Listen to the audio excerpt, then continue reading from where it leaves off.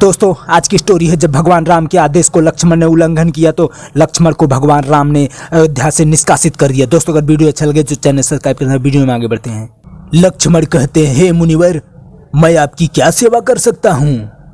मुनि श्रेष्ठ कहते हैं, हे महाबली लक्ष्मण, मैं अमित तेजस्वी महर्षि अतिबल का दूत हूँ और एक आवश्यक कार्यवश श्री रामचंद्र जी से मिलने आया हूँ। लक्ष्मण कहते हैं, आप किंचित विश्राम करें, मैं महाराज को तुरंत सूचना देता हूँ। लक्ष्मण राम से कहते हैं, महाराज, एक परम तेजस्वी महात्मा आपके दर्शन करना चाहते हैं। वे अपने आप को महर्षि अतिबल का दूत कहते हैं। राम कहते हैं, उन्हें आदर सहित अंदर ले आओ। फिर लक्ष्मण कहते हैं, भगवान पधारिए। भगवान राम उस महात्मा को प्रणाम करते हैं, कहते हैं, हे राघव, आपका अभ्युदय हो। राम कहते हैं, महर्षि आसन ग्रहण कीजिए। महामने, आपका स्वागत है। आप जिनके दूत होकर आए हैं उनका संदेश सुनाइए। महात्मा कहते हैं, राजन, वह संदेश अत्यंत गोपनीय है और गुप्त है, अतः हम एकांत में ही आपको सुना सकते हैं।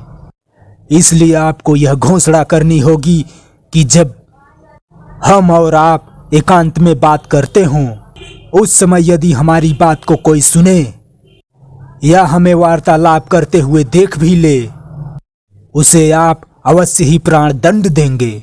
राम कहते हैं, लक्ष्मण, तुम द्वारपाल को विदा करके स्वयं तुम द्वार पर पहरा दोगे। हमारी प्रतिज्ञा है, यदि हमारी कोई बात सुनेगा अथवा हमें बात करते हुए देख भी लेगा, उसे हम अवश्य ही प्राण दंड देंगे। फिर राम कहते हैं, अब आप निस्संक होकर वो बात कहिए जो आप कहने आए हैं। महात्मा कहते हैं, प्रभु, मैं तो आपका ही पुत्र हूँ। हिरण्यगर्भ के उत्पत्ति के समय आपने ही अपनी माया द्वारा सृष्टि के प्रारंभ में सबसे पहले मुझे ही उत्पन्न किया था। मैं काल हूँ, सबका संहार करना ही मेरा कर्तव्य है। फिर महात्मा यमराज काल के भेष में आ जाते हैं। हे सर्व जगत के स्वामी, मेरा प्रणाम स्वीकार करें। भगवान, मुझे परम पिता श्री ब्रह्मा ने आपसे ये कहने को भेजा है कि हे त्रिलोकपति महाविष्णु, जिस कार्य हेतु आप मनुष्य लोक में आने का संकल्प किया था वो पूर्ण हो चुका है और इस अवतार में आपने अपने लिए जितनी आयु निश्चित की थी वो भी पूरी हो गई। अतः आपके लिए अपने परम धाम में पधारने का समय है।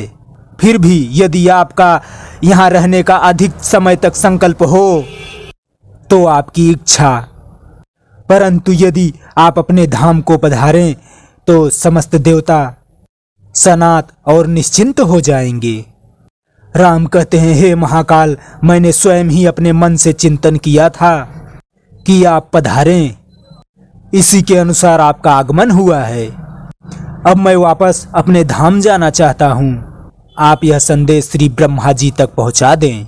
लक्ष्मण कहते हैं, मैं दशरथ पुत्र लक्ष्मण श्री महात्मा दुर्वासा ऋषि के चरणों में प्रणाम करता हूँ। दुर्वासा ऋषि कहते हैं, कल्याण हो। दुर्वासा ऋषि कहते हैं, मुझे श्री रामचंद्र जी से इसी समय मिलना है, उन्हें जाकर सूचना दो। लक्ष्मण कहते हैं, भगवान, बताइए आपका कौन सा कार्य है। मुझे अपना सेवक जानकर अपना प्रयोजन बताइए, मैं तत्काल आपका कार्य पूरा करूंगा। दुर्वासा ऋषि कहते हैं, हमें श्री रामचंद्र जी से मिलना है, हमारा प्रयोजन उन्हीं से है, इसलिए तुम केवल इतनी ही सेवा करो, तत्काल हमारे आगमन की सूचना दो। लक्ष्मण कहते हैं, क्षमा करें रघुनाथ जी, इस समय एक आवश्यक कार्य में संलग्न हैं, आपको 2 घड़ी प्रतीक्षा करनी होगी। दुर्वासा ऋषि कहते हैं, हमें प्रतीक्षा करने के लिए कह रहे हो मूर्ख लक्ष्मण, हमें अंदर जाने का साहस तुम कैसे कर रहे हो? तुम मेरी शक्ति जानते हो। मैं दुर्वासा ऋषि यदि क्रोधित होकर यदि श्राप दे दूंगा तो समस्त रघुकुल सहित ये सारी अयोध्या इसी क्षण भस्म हो जाएगी। लक्ष्मण कहते हैं, नहीं भगवान नहीं। फिर लक्ष्मण सोचते हुए कहते हैं, केवल मेरी मृत्यु से अयोध्या बच सकती है तो यही उत्तम है। लक्ष्मण कहते हैं क्रोध ना करें भगवान, मैं आपकी शक्ति को जानता हूँ। मैं रघुनाथ जी को आपके आगमन की सूचना देता हूँ। लक्ष्मण बिना कुछ कहे ही राम के पास पहुंच जाते हैं।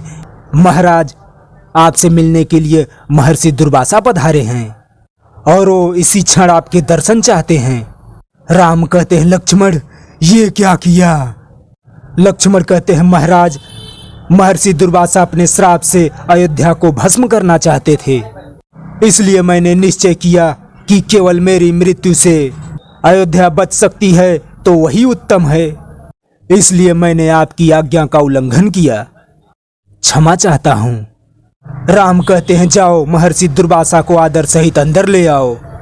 लक्ष्मण कहते हैं जो आज्ञा। तो दोस्तों, अब तक का वीडियो आपको कैसा लगा? ठीक ठाक लगा हो तो भैया प्लीज चैनल सब्सक्राइब करना, वीडियो को लाइक से भी करना। वीडियो देखने के लिए धन्यवाद। Thank you. जय हिंद।